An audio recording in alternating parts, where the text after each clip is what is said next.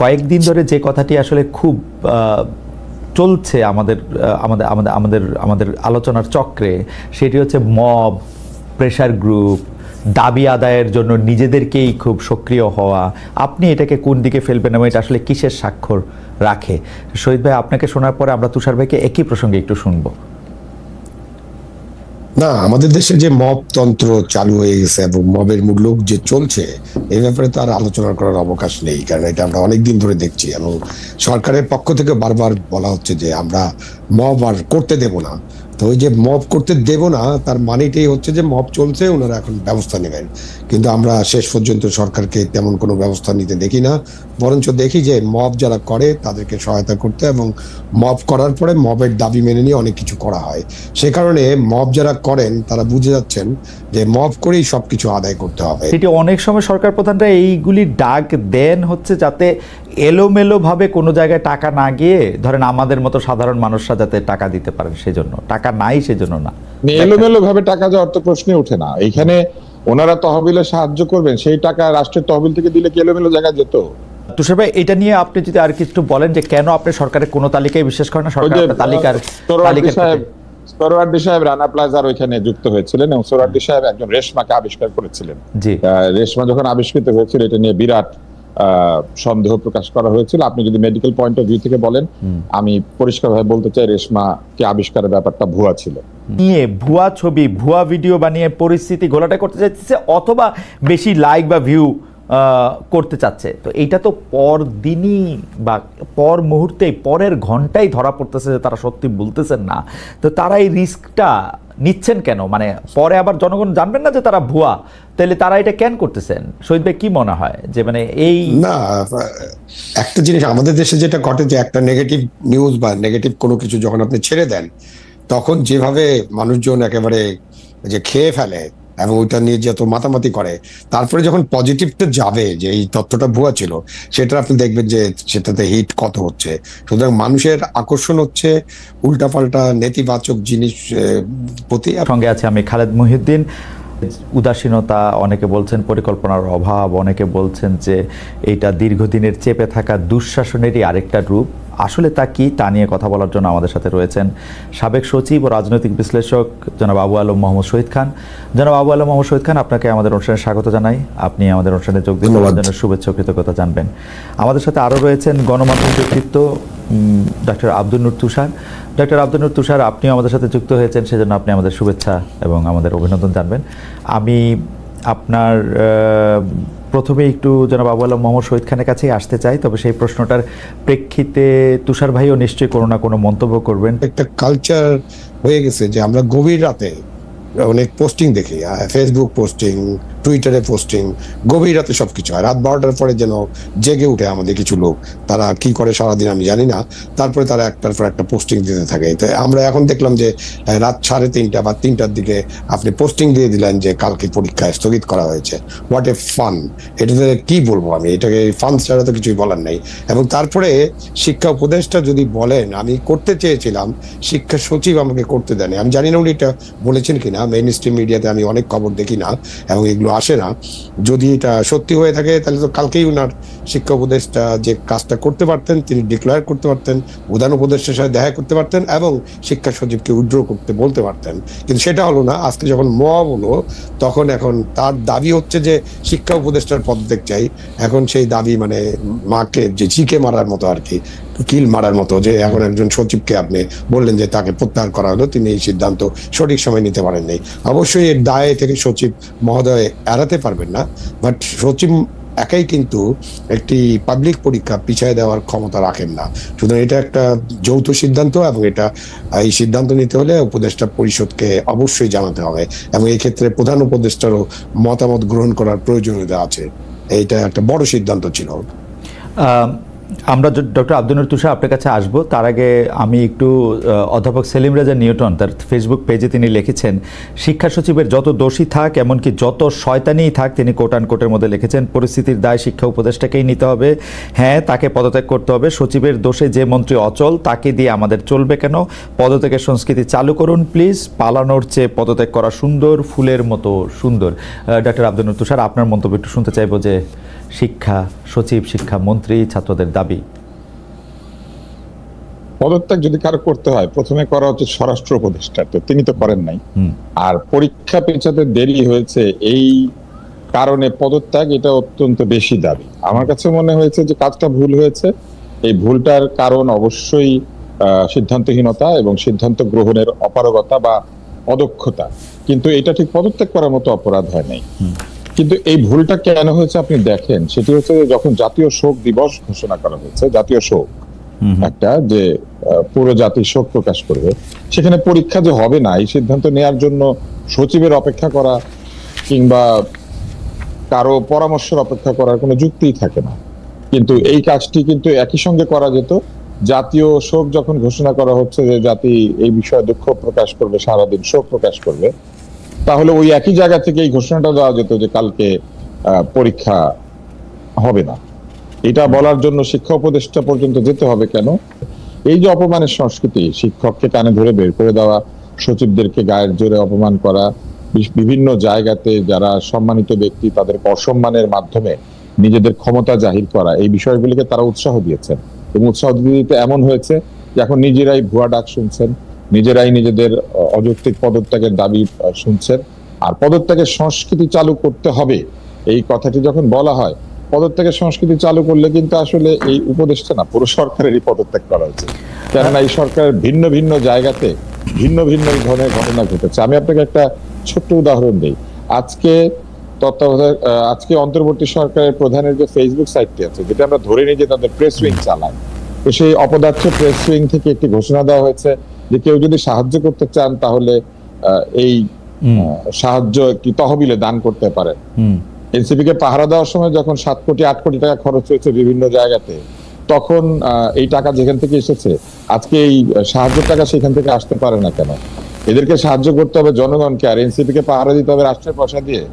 জনতা এখন এইখানে টাকা পাঠাবে এই আগুনে পুড়ে যাওয়াদেরকে সাহায্য করার জন্য। এটা দুইটা কারণ, তুষার ভাই, এটা দুইটা কারণ হতে পারে। যে দুইটা ব্যাপার হতে পারে আর কি, যে গণমানুষের সমালোচনার মুখে সেই পোস্ট আবার প্রত্যাহার করা হয়েছে।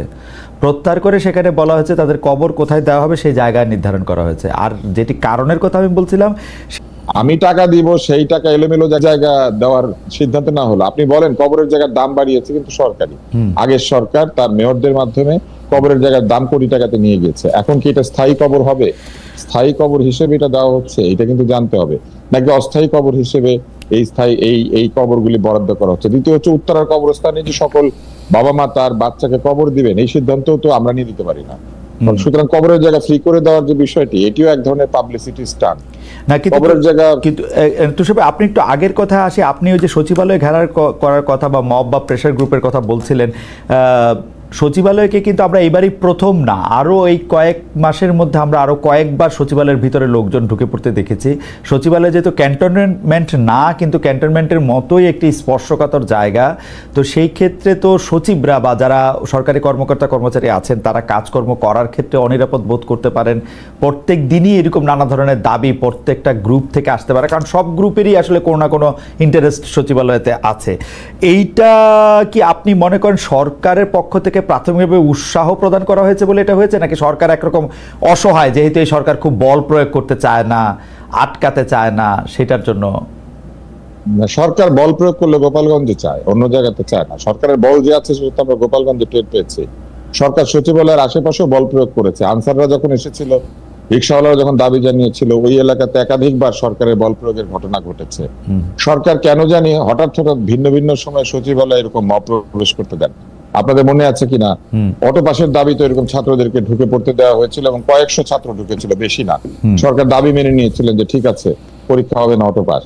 ঠিক একই রকম ভাবে আজকেও লোকজন ঢুকে পড়েছে। সচিবালয় একটি স্পর্শকাতর জায়গা এবং ক্যান্টনমেন্টের চাইতে সচিবালয় অনেক বেশি অরক্ষিত, এই কারণে যে ক্যান্টনমেন্টে কিন্তু গোলা বারুদ, অস্ত্র, এই সব জিনিসপত্র আলাদা আলাদা ভাবে দায়িত্বশীল ব্যক্তিদের কাছে থাকে এবং এইটা কিন্তু সহজে কেউ হাত দিতে পারে না।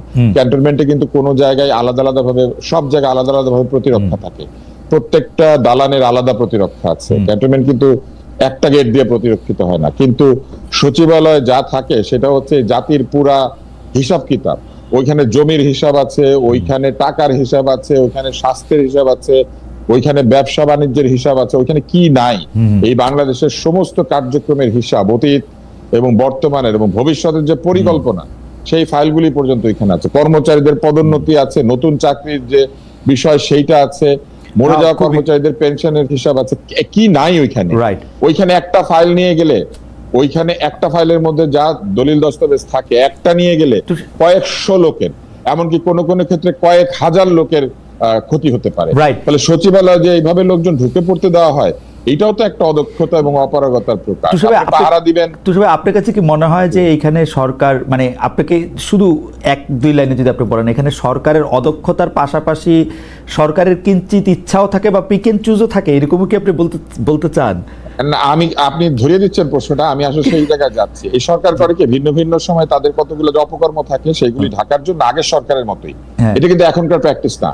আমার ধারণা যে এই কাজগুলি যারা পরিকল্পনা করেন, সেই একই পরিকল্পনাকারীরা এই সরকারের জন্য পরিকল্পনা করছেন, যে কারণে একই ভুল তারা বারবার করছেন। এই পরিকল্পকদের নিজেদের মেধার ঘাটতি আছে, অথবা নিজেদের বোঝার ভুল আছে, অথবা যেখান থেকে তারা ট্রেনিং নিয়েছেন সেই জায়গাতে ট্রেনিংটা খারাপ হয়েছিল।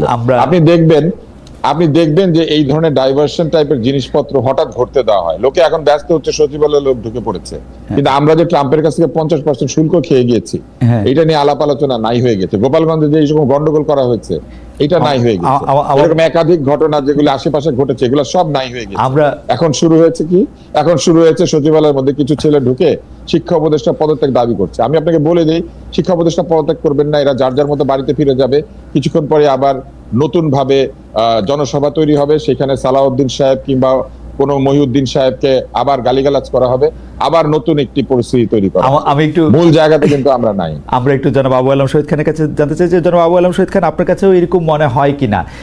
কারণ এই ঘটনার পরে, মানে সচিবালয় ঘটনার পরপরে আমরা যেই দুই উপদেষ্টা এবং প্রেস সচিব আটকে থাকলেন, সেই প্রসঙ্গটাতেও আমরা একটু আসবো। আপনি কি দেখছেন এটা, সে একটু বলেন যে এটা ঠিক একটা পরিকল্পনার অংশ কিনা, পিক এন্ড চুজ কিনা, সচিবালয়টাকে এরকম অরক্ষিত কেন, এবং সচিবালয়ের মধ্যে ঢুকে পড়া, মানে এটা কারোর জন্য তো এটা একটা ভালো কথা না।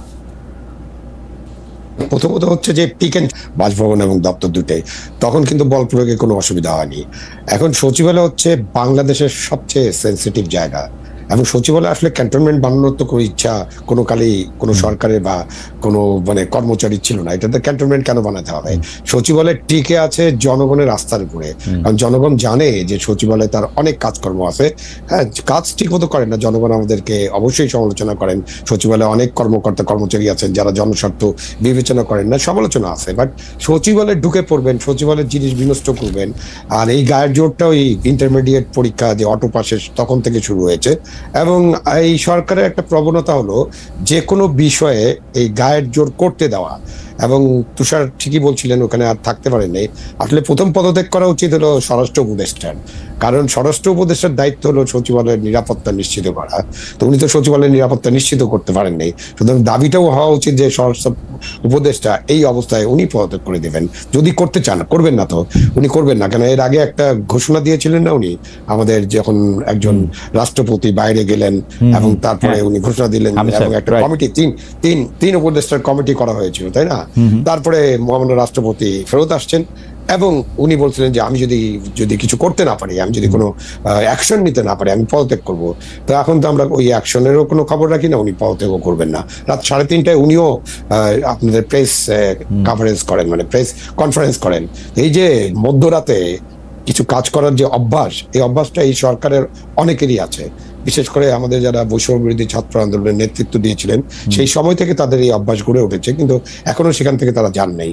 সেই অভ্যাসের কারণেই মনে হয় এরকম তারা গভীর রাতে কিছু কিছু দেন এবং তখন মানুষজন ঘুমাতে থাকে, সকালে উঠে একরকম মনে করার পর তাদের ক্ষোভ দুঃখ বেদনা জাগ্রত হয়, তখন তারা অ্যাকশনে যায়। শহীদ ভাই, তুষার ভাই একটা আগের সরকারের সাথে একটা তুলনা এনেছিলেন যে আগের সরকারের এইসব মানে অকাজগুলি যারা পরিকল্পনা করতেন, মনে হয় যে এই অকাজগুলি এই সরকারের লোকেরা তাদেরকেই দায়িত্ব দিচ্ছেন যে এইগুলি এমনি করে করো। আপনি কি মিল পান আগের সরকারের অকাজগুলির সাথে এই সরকার? আগের সরকার মানে আমি তো মিল পাই সব সরকারের। আপনি বাংলাদেশ তো 54 বছরের সরকার, তার আগে পাকিস্তানের সরকার ছিল। সরকারে যারা থাকেন বা যান এবং সরকারের সাথে যারা কাজ করেন তারা কিন্তু এরকম ডাইভার্সন প্লট সৃষ্টি করতে খুব ভালোবাসেন। তো এটা একটা কি বলবেন আপনি, এটা একটা ট্রেনিং এর অংশ হয়ে গেছে নাকি আমাদের রক্তের অংশ হয়ে গেছে, সেটা নিয়ে একটু বিবেচনা করতে হবে আমরা কখন ডাইভার্সন প্লট থাকবে। আচ্ছা, আমি একটু আজকের প্রসঙ্গে আসি। আমরা দেখি যে 9 ঘন্টা আটক থাকার পর 9 ঘন্টা আটক থাকার পর কিছুক্ষণ আগে আমাদের 2 উপদেষ্টা, একজন মানে আইন উপদেষ্টা এবং আইন উপদেষ্টার পাশাপাশি শিক্ষা উপদেষ্টা, না আইন উপদেষ্টার সঙ্গে আর কে ছিলেন, প্রেস সচিব ছিলেন এবং আরেকজন কে ছিলেন, আরেকটা উপদেষ্টা তো ছিলেন, দাঁড়ান আমি আরেকটু মানে আমি চোখে দেখতে পাচ্ছি না, বারবার 2 উপদেষ্টা দেখছি, আরেকজন উপদেষ্টা কে ছিলেন? শিক্ষা উপদেষ্টা, জি, আইন উপদেষ্টা, শিক্ষা উপদেষ্টা এবং প্রেস সচিব, তারা 9 ঘন্টা আটক ছিলেন। কিন্তু আমি যেই ব্যাপারটার মধ্যে দেখলাম যে শিক্ষার্থীদের যে দাবি, এগুলি দাবি জানাইতে হইল কেন, এটা আমি বুঝলাম না। মানে তারা কেন আটক ছিলেন সেটাও আপনারা একটু বলবেন। আমি তুষার ভাইকে দিয়ে শুরু করি, শহীদ ভাইকে দিয়ে একটু শুনবো। যে দেখেন, আপনি দাবিগুলি দেখেন, দাবি হচ্ছে নিহত ব্যক্তিদের সঠিক নাম পরিচয় প্রকাশ, আহত ব্যক্তিদের সম্পূর্ণ নির্ভুল তালিকা, শিক্ষার্থীদের প্রতিটি পরিবারকে ক্ষতিপূরণ, বিমান বাহিনীর ব্যবহৃত ঝুঁকিপূর্ণ পুরনো প্রশিক্ষণ বিমান বাতিল করে আধুনিক ও নিরাপদ বিমান চালু, বিমান বাহিনী প্রশিক্ষণ পদ্ধতি ও কেন্দ্র সংস্কার করে আরও মানবিক ও নিরাপদ ব্যবস্থা চালু, শিক্ষকদের গায়ে সেনাবাহিনী সদস্যদের হাত তোলার ঘটনায় জনসমক্ষে ক্ষমা প্রকাশ। এই দাবিগুলি দাবি কেন জানাইতে হবে এটাই তো আমি বুঝতে পারতেছি না। এবং এই দাবি মানে এটা কেন দাবি হবে, এটা তো অটোমেটিক হয়ে গেল না কেন, এটা বুঝলাম না আমি। তুষার ভাই, আপনি কি মনে করেন এর জন্য 9 ঘন্টা তার আটকে ছিল? আমি পেছন দিক থেকে আসি, আমার কথা পছন্দ হবে না আপনার। প্রথমে আমার ভালো লেগেছে যে আজকে অন্তত প্রেস সচিব বুঝতে পারবেন যে কোনটা প্রেসার গ্রুপ আর কোনটা মব। এখনো যদি তিনি বুঝতে না পারেন তাহলে একেবারে বলে না যে হাতে কলমের শিক্ষা, আজকে তিনি নিশ্চিত বুঝতে পেরেছেন যে কোনটা প্রেসার গ্রুপ আর কোনটা মব। উনি যেমন আজকে 9 ঘন্টা আটকে ছিলেন, এরকম যখন বিভিন্ন জায়গাতে মানুষেরা 9 ঘন্টা 10 ঘন্টা এরকম আটকে থেকেছে, সেই অনুভূতিটা আজকে তিনি নিশ্চয়ই বুঝতে পেরেছেন। তবে আনন্দের ব্যাপার এটাই যে অন্যরা তো আটকে থাকেন হস্টাইল মবের হাতে, উনি তো নিজের মবের হাতে নিজে আটকে ছিলেন। এইগুলোকে তো তিনি উৎসাহ দিয়েছেন প্রেসার গ্রুপ বলে। পেছন দিক থেকে আসি, প্রথম হচ্ছে যে শিক্ষকদেরকে সেনাবাহিনী প্রহার করেছে, শিক্ষকদেরকে ছাত্ররা প্রহার করে নাই। এই আন্দোলনের পরে শিক্ষকদের গায়ে হাত তুলে নাই, শিক্ষকদেরকে জুতার মালা পরায় নাই। নিজেরা জুতার মালা পরাতে পারবে, সেনাবাহিনী দিলে পরে তাদের কষ্ট লাগে। এইটা হচ্ছে স্ববিরোধিতা, দ্যাট ইজ ডাইকোটমি, দ্বিচারিতা। এবং এই দ্বিচারিতা এর মধ্যে আছে। এখন শিক্ষকের সম্মানের জন্য তাদের কি বলবো মানে মরা কান্না শুরু হয়েছে। এই শিক্ষকদেরকে যখন তারা অপমান করেছেন, শিক্ষকরা হার্ট অ্যাটাকে মরে গিয়েছেন, তখন তাদের খারাপ লাগে নাই? একটা শিক্ষকের মৃত্যু হয়েছে যে সেই মৃত্যুটাকে আমরা মূল্য দিব না? তারা তো আওয়ামী লীগের ছিল। ও শিক্ষক আওয়ামী লীগের হয়, ডাক্তার আওয়ামী লীগের হয়, আর অন্যরা কেউ আওয়ামী লীগের হয় না? বাংলাদেশে শুধু শিক্ষক ডাক্তার, যখন যাকে মনে হয় তখন সে আওয়ামী লীগ হয়ে যায়, আর যখন যাকে ভাল লাগে তখন সে আওয়ামী লীগ থাকে না। সার্জিস আলম আওয়ামী লীগ ছিল না? আপনি তো সার্জিসের সাক্ষাৎকার নিয়েছেন, তো সার্জিস আওয়ামী লীগ করে নাই, তো এখন কি সার্জিসকে আমরা বলবো দোষর?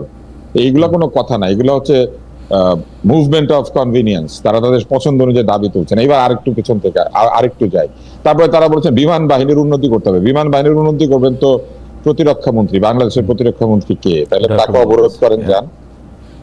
হ্যাঁ, তো যান, তাহলে তাকে অবরোধ করেন। তাকে তো অবরোধ করতেছেন না। বিমান বাহিনীর উন্নতি করে দেবে শিক্ষা উপদেষ্টা, আইন উপদেষ্টা, এগুলো হচ্ছে ডাইভার্সন টেকনিক। বিমান বাহিনীর উন্নতি মানে নতুন বিমান কিনবে, এবং নতুন বিমানটা নির্বাচিত সরকার আগে আসার আগেই কিনবে। এইটা হচ্ছে এখনকার দাবিটা। এগুলো আমাদেরকে বুঝতে হবে। আর তাদের তালিকা, এই বিষয়ে খুব বেশি অভিযোগ কিন্তু ওখানে হয়নি। সুতরাং অপারেশন আপনি কিভাবে করছেন সেটার উপর অনেক কিছু নির্ভর করে। এটা সম্ভব না যে একজন এভাবে আটকে থাকার পরে তার স্কিন ক্লিন থাকবে। স্কিন ক্লিন থাকা সম্ভব না। তো যাই হোক, আরো অনেক কারণ আছে, আমি সেটা এখানে না বলি, কিন্তু এইসব কারণেই অনাস্থাগুলি তৈরি হয়েছে। যখন হঠাৎ করে মানে বেঁচে থাকার অসম্ভব জায়গা থেকে পানি না পেয়ে, কিচ্ছু না পেয়ে একজন বের হয়ে আসে রেশমা, এবং বের হয়ে এসে একেবারে মানে তরতাজা, তখন কিন্তু মানুষ প্রশ্ন করতে থাকে যে তাহলে যারা মরে গিয়েছিল তারা কারা, আর যারা জীবিত অবস্থায় বের হলো তারা কারা? এখন এইখানে বা যেখানে আপনি তালিকার কথা বলেন, সকল তালিকায় ত্রুটি পাওয়া গিয়েছে অতীতে, ফলে এইখানে লোকজন আগে থেকেই সন্দেহ প্রকাশ করতে শুরু করেছে যে এই তালিকা ঠিক নাই। এই সবকিছুই দায়িত্ব কিন্তু সরকারকে, কিন্তু তুষার ভাই, সরকারকে এমন একটা ট্রান্সপারেন্ট ব্যবস্থা তৈরি করতে হবে যেখানে সরকার কোনো তালিকা দিলে লোকে বিশ্বাস করে। তো সবে শেখ হাসিনার সরকারের না হয় কোনো এজেন্ডা ছিল নানা রকম, এই সরকারের তো এরকম কোনো এজেন্ডা, পপুলারিটি গেইন করা, পপুলার হওয়া, সেগুলির কোনো এজেন্ডা নাই, আছে কি? না, নাই তো থাকলে তো ওনারা পপুলার হওয়ার চেষ্টা করতেন। যেরকম পপুলারিটি নিয়ে তারা এসেছিলেন, সেই পপুলারিটি প্রতিদিন বারবার কথা ছিল। এই 11 মাস পরে এসে তো তাদেরকে ঘেরা হওয়ার কথা না, ফলে পপুলারিটি নিয়ে তাদের বিন্দু মাত্র মাথা ব্যথা নাই। তাদের মাথা ব্যথা হচ্ছে সংস্কার। তারা সংস্কার করতে চান তাদের নিজেদের ইচ্ছা অনুযায়ী অথবা কারো প্রেসক্রিপশন অনুযায়ী। আর দ্বিতীয় যেটি তাদের মাথা ব্যথা, সেটা হচ্ছে নির্বাচন তাদের ভালো লাগে না।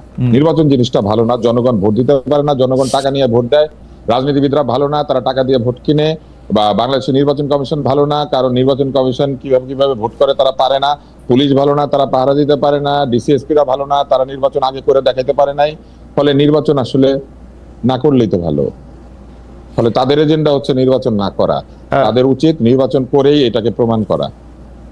আমার মনে হয় যে আপনি যে কনস্পিরেসির কথা বলতেছেন, সেই কনস্পিরেসি আসলে এটা কনস্পিরেসি না, কনস্পিরেসি হচ্ছে ষড়যন্ত্র। কনস্পিরেসি হচ্ছে ষড়যন্ত্র যেটা চোখের আড়ালে হয়, এটা তো আমরা পরিষ্কার দেখতে পাচ্ছি। কিন্তু আমি আপনাকে বলি, সোহরাওয়ার্দী উদ্যান ভোরে জনসভা করা যায়, তখন নিরাপদ পরিবেশ থাকে, হাজার হাজার লাখ লাখ লোক সোহরাওয়ার্দী উদ্যানে আসতে পারে। ড্রোনের ভিডিও বা অন্য ভিডিও যাই বলুক, আমরা পত্রপত্রিকা এবং ঘোষণায় দেখেছি লক্ষ লক্ষ লোক পদযাত্রা করছে, পদযাত্রা করে জেলার পর জেলা সমান হচ্ছে, নাহলে জেগে উঠছে। তখন কোনো নিরাপত্তার ঝামেলা থাকে না। শুধু নির্বাচনের সময় বলে যে নিরাপদ পরিবেশ, এটা তো কোনো ষড়যন্ত্র না। কিন্তু আপনি যে কথাগুলি বললেন, সেই কথাগুলি তো কিছুটা সত্য। ভোট কেনা বেচার কথাও সত্য। ডিসিএসপিরা যে নির্বাচন করার সময় অনেক ধরনের ম্যানিপুলেশন করতে পারে বা করে থাকে। রাজনৈতিক দলই তো কেনা বেচা হয়, রাজনৈতিক দলই তো কেনা বেচা হয়। আমরা দেখি যে গাড়ি গ্লাস নেমে যায়, ফলের ঠোঙ্গার মধ্যে রাজনৈতিক দল কেনা বেচা হচ্ছে। তো তা তো হয়ও।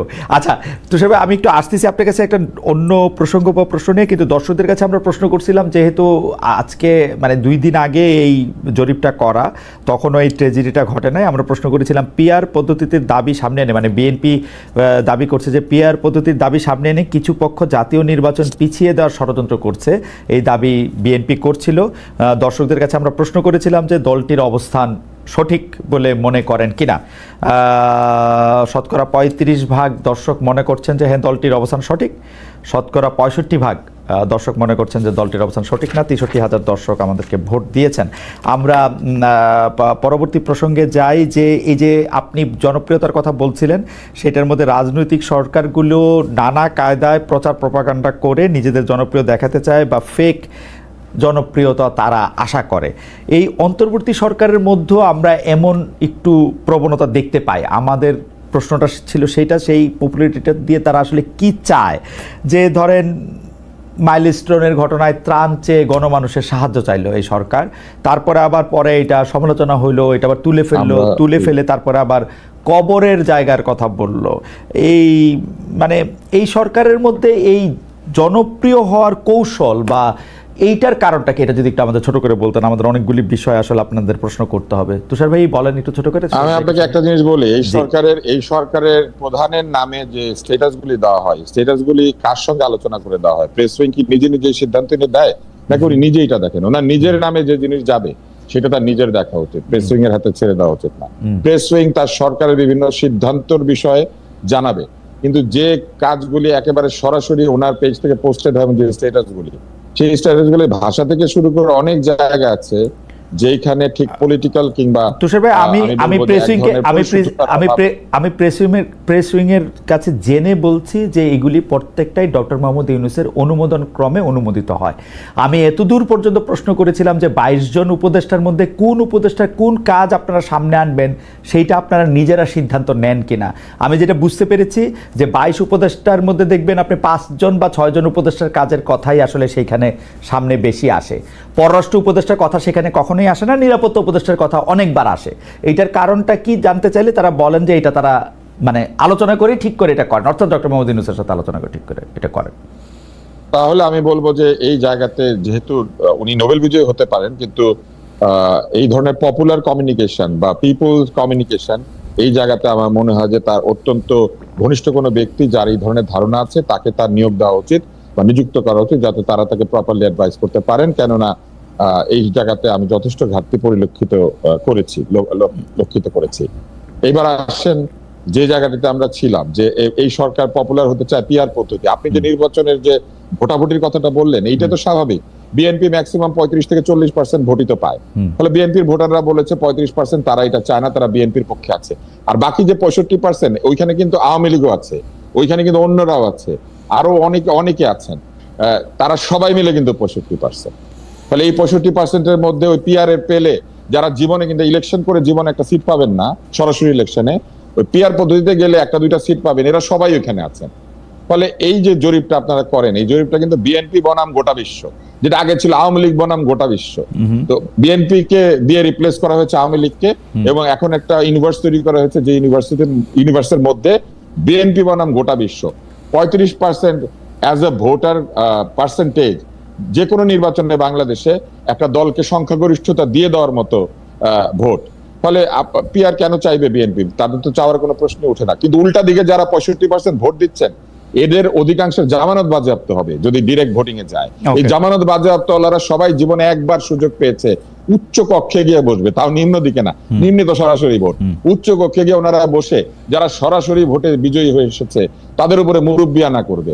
1% ভোট পেয়ে 35% ডলারের উপরে মুরব্বিগিরি করবে। এইটার এই ভোটাভুটি, যে ইন্টারনেটের ভোটাভুটি, এটা simply the same as real vote বাংলাদেশে। এবং আপনি আওয়ামী লীগকে ছেড়ে দেন কালকে, তাহলে আওয়ামী লীগ এখানে আরো 25% বা 20% ভোট নিয়ে এসে হাজির হবে। তখন দেখবেন যে 35%, 25% বা 20%, এবং তারপরে বাকিরা। আমার মনে হয় যে পিআর পদ্ধতি বা নির্বাচন নিয়ে আমরা আরো একদিন বিস্তারিত আলোচনা করব। আমি একটু আবুল মোহাম্মদ শহীদ খান আপনার কাছে আসতে চাই যে শহীদ ভাই, এই সরকারের প্রেস উইং আসলে প্রধান উপদেষ্টা যা বলেন বা যা বলতে চান সেটা, আমি প্রেস উইংটার দিকে খেয়াল রাখি, প্রেস উইংয়ের লোকজনের সাথে কথা বলি প্রধান উপদেষ্টা কি বলতে চান বা কি জানাতে চান সেটার জন্য। কিন্তু আমি প্রধান উপদেষ্টার মধ্যে এক ধরনের পপুলিস্ট হওয়ার মানে আকাঙ্ক্ষাটা দেখি। এইটার কারণটা কি? উনি তো ভোটে দাঁড়াবেন না, উনি এই পপুলারিটিটা কেন তিনি অর্জন করতে চান? মানে যখন যেদিকে ছাতা সেদিকে বৃষ্টি ধরে আপাত মানে খুব বাহবা পাওয়ার কিছু পথ করে দিয়ে। এটা তো তার নতুন চাওয়া না, এটা তো তিনি তার জীবনের শুরু থেকে চেয়েছেন। সবসময় তার একটা পপুলার হওয়ার একটা কাজ উনি করতেন।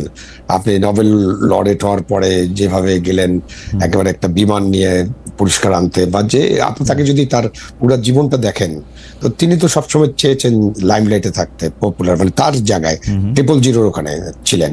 তো সুতরাং উনি পপুলার হতে চান, এটা তার মধ্যে আছে, এটা মানুষ স্বাভাবিকভাবে হতে চায়।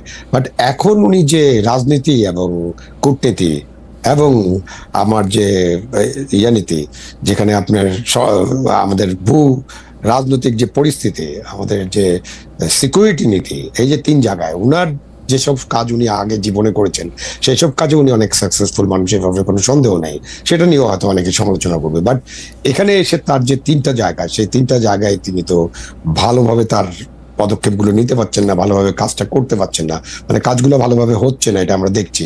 তো সুতরাং উনি উনার কাজের মধ্য দিয়ে পপুলার হতে চাইবেন, কিন্তু এইরকম আপনি ফেসবুক পোস্টিং দিয়ে কি পপুলার হওয়া যায় নাকি? পপুলার হওয়ার জন্য আরো অনেক কিছু আছে। অবশ্যই আমরা চাইবো যে আমাদের যে অন্তর্বর্তীকালীন সরকার বা যে কোনো সরকার, তারা তাদের জনভিত্তি থাক, জনগণ তাদেরকে পছন্দ করুক। জনগণের যদি পছন্দ না থাকে তাহলে তো ওই সরকারটা রান করবে না। সুতরাং অন্তর্বর্তীকালীন সরকারের প্রতি জনগণের সমর্থনটা থাকা দরকার, এবং জনগণের সমর্থন পাওয়ার জন্য তাদেরকে যে কাজগুলো করতে হবে অর্থনৈতিক ক্ষেত্রে, রাজনৈতিক ক্ষেত্রে, আইন শৃঙ্খলা বজায় রাখার ক্ষেত্রে, দ্রব্যমূল্যের ক্ষেত্রে, এরকম অনেকগুলো উদাহরণ দেওয়া যায় যে ডে টু ডে যে কাজ, সেই কাজগুলো ভালোভাবে করতে হবে, সেখানে তাদের পপুলার হওয়ার সম্ভাবনা বেশি। আপনি ফেসবুকে কি লিখলেন না, কবরের জায়গা দিলেন কি দিলেন না, আপনি কত টাকা তাদেরকে অনুদান দিবেন কি দিবেন না, এগুলো দিয়ে আসলে পপুলারিটি নির্ভর করে না। এবং আমাদের তো বলেন না, আপনি আপনি আপনি আপনি এটা পরিষ্কার করছেন। আমাদের দর্শকরা একটা বিষয় পরিষ্কার হতে চান যে আমাদের মন্ত্রণালয়ের চিফ এক্সিকিউটিভ অফিসার তো নিশ্চয়ই মন্ত্রী। আমাদের যে বর্তমান আইন অনুযায়ী মন্ত্রী বা উপদেষ্টা আছেন। আচ্ছা, সেই হিসাবে শিক্ষা সচিবকে যে প্রত্যাহার করা হয়েছে একটা ডিসিশনের উপর ভিত্তি করে, এইটা কি ঠিক করা হয়েছে? মানে মানে মানে আমার শিক্ষা উপদেষ্টা সিআর আবরার আমার খুবই প্রিয় মানুষ, আমি তাকে পছন্দ করি, উনিও হয়তো আমার পছন্দ করেন, কিন্তু যদি এইখান থেকে কাউরে প্রত্যাহার করতে হয় তো মানে ডিসিশনটা কি শিক্ষা সচিব নিতে পারেন? বা মানে উনি যদি সিইও হন, উনি কি তার চিফ অপারেশন অফিসারের উপর দায়িত্ব দিতে পারেন যে তার কারণে আমি এটা কথা শুনি নাই? তাহলে না, এরকম কথা বললে তো এটা মানে তাহলে লেজটা আসলে নড়াইতেছে কে? Who is walking the dog? এটা তো অনেক পুরানো একটা রাজনৈতিক কথা আছে না, কুকুর লেজ নাড়ে না, লেজ কুকুরকে নাড়ায়, সেটা আমরা দেখতে চাচ্ছি। আর প্রথমত হলে এই সিদ্ধান্ত অন্যায় সিদ্ধান্ত। আপনি এই শিক্ষা সচিবকে যে প্রত্যাহার করা হয়েছে এটা একটু অন্যায়। এটাও আপনি একটা ধামা চাপা দেওয়ার চেষ্টা করছেন, যে আপনি এটা করে আপনি হয়তো রোজটাকে থামানোর চেষ্টা করেছেন, কিন্তু রোজ থামানোর জন্য আপনি একজনকে অপমান করতে পারেন না। সুতরাং এই দায়িত্বটা সবাই মিলে নেওয়ার কথা ছিল, এবং এই দায়িত্বটা ঠিক মতো পালন করা হয়নি, এটা পরিষ্কার করা উচিত ছিল। এবং এই দায়িত্ব পালন না করার জন্য একদম পুরো উপদেষ্টা পরিষদ, প্রধান উপদেষ্টা পর্যন্ত যাবেন। কারণ হলো যে এইসব সিদ্ধান্ত প্রধান উপদেষ্টা পর্যন্ত যাবে। ইন্টারমিডিয়েট পরীক্ষা কালকে হবে না, কারণ এটা রাষ্ট্রীয় শোক দিবস, এত বড় একটা ট্রেজেডির ঘটনা ঘটছে। এইটা আমি বললাম যে আমি এটা করে দেন, মানে আপনি শিক্ষা উপদেষ্টার ভাষণ শোনেন, শিক্ষা উপদেষ্টা বলছেন যে আমি এটা বলছি, এটা করে দেন। শিক্ষা সচিব বলছেন না, পরীক্ষা পিছানোর দরকার কি, সেই জন্য আর করি নাই। আমি কি আমার নিজের কান বিশ্বাস হয় না শহীদ ভাই, মানে সত্যি সত্যি যে এটা সম্ভব কোনো মানে অ্যাডভাইজার বা মিনিস্টারের পক্ষে এটা বলা? আমার মনে হয় না শিক্ষা সচিব বা যে কোনো সচিব এই ধরনের কথা বলবেন, কারণ তারাও তো এই দেশে বসবাস করেন, তাদের তো সেন্সিটিভিটিটা বোঝার সামর্থ্য আছে। এত বড় একটা দুর্ঘটনা, জাতীয় শোক দিবস, তখন যদি আমাদের আলোচনা হয় যে পরীক্ষা নেওয়া যাবে কি, আর আমরা শিক্ষা সচিব নিজে আর জনাব খান, আমরা সচিবদের চিনি না। এই মানে কি পাবদা মাছ 9 ইঞ্চির জায়গায় 9.5 ইঞ্চি হয়েছে দেখে পুরো পাবদা মাছ ফেরত দিয়ে আবার পাবদা মাছ শিক্ষা সচিবরা কিনাই না দেয় নাই মন্ত্রীদের। তো মানে আর মন্ত্রীদের সিদ্ধান্ত সচিবরা বলবে আমি এটা করবো না, তাও এরকম একটা যৌক্তিক সিদ্ধান্ত না। এটার সম্ভাবনা একদম জিরো। আমি জানি না কি পর্যায়ে আলোচনা হয়েছিল এবং আলোচনাটা ঠিক মতো হয়েছে কিনা। এখানে একটা তারা সবাই মিলে এই জায়গায় একটা জগা খিচুড়ি পাকিয়ে দিছে। এখন তো দাবি উঠবে যে আবার অটো পাস দাও, ওইদিকে যাচ্ছে মনে হয়। রাইট এই পরীক্ষা দিতে পারে, অটো পাস দাও অথবা অন্য কিছু একটা করো, বিমান কেন, এই কেন, সেই কেন। আচ্ছা তুষার ভাই, আমি একটু পলিটিক্যাল লিডারদের কথা আসি এবং ডাক্তারদের মানে চিকিৎসা পার্সপেক্টিভে। সেটা হচ্ছে যে এই যে মানে কোনো একটা দুর্ঘটনা ঘটলে, কোনো একটা ট্র্যাজেডি ঘটলে প্রচুর মানুষ আসলে দেখতে যান, বার্ন ইউনিটে দেখতে গেছেন না, মানে যখন একটা দগ্ধ রোগীর সবচেয়ে বড় বিষয় থাকে হচ্ছে সংক্রমণ। আমাদের যেহেতু মানে ওর চামড়াগুলি ক্ষতিগ্রস্ত হয়, ব্যাকটেরিয়া আটকাইতে পারে না, সেখানে দলে দলে লোকে তাদেরকে দেখতে যান, সাংবাদিকরা যান, কন্টেন্ট ক্রিয়েটররা যান, জামায়াত যান, বিএনপি যান, মির্জা ফখরুল যান, জামায়াতের আমির যান। এগুলি কি এতবার বলার পরও মানে এটা কোনো আইন করে এটা বন্ধ করা যায় না? এটা মানে এটার কোনো স্কর্ডন করা যায় না যে না তোমরা যাইতে পারবা না? এটা কি মানে এটা কবে গেলে তারা এটা শিখবে যে মানে এটা যাইতে হবে না তাদের, বা তারা গিয়ে কি উপকারটা করেন, মানে এটাও যদি একটু বলতেন ডক্টর তুষার। আমরা শহীদদের কাছে একটু শুনতে চাইবো যে আপনি বলার পরে যে তারা উপকারটা কি করেন, মানে আমরা তাদেরকে গিয়ে তারা এটা কি দেখান, এবং কন্টেন্ট ক্রিয়েটাররা যে খুব একটা পোড়া বাচ্চা আমাদেরকে দেখাইতেছেন, এটা দেখায় ওরা কি বুঝাতে চান যে বাচ্চাটা পুড়ছে, মানে ওদের লেখায় আমরা আর বিশ্বাস করতেছি না।